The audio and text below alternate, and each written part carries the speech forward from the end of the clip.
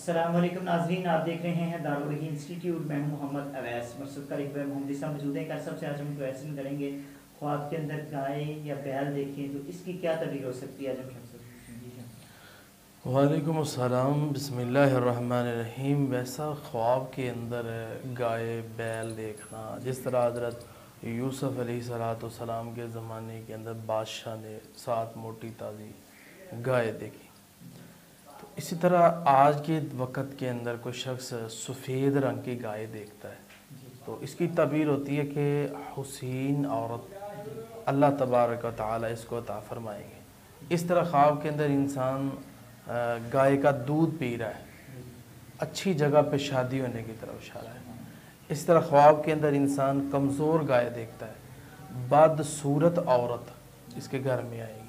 اس طرح خواب کے اندر انسان موٹی تازی گائے دیکھتا ہے، اس کو رزق ملے گا، نعمتیں ملیں گی اس شخص کو۔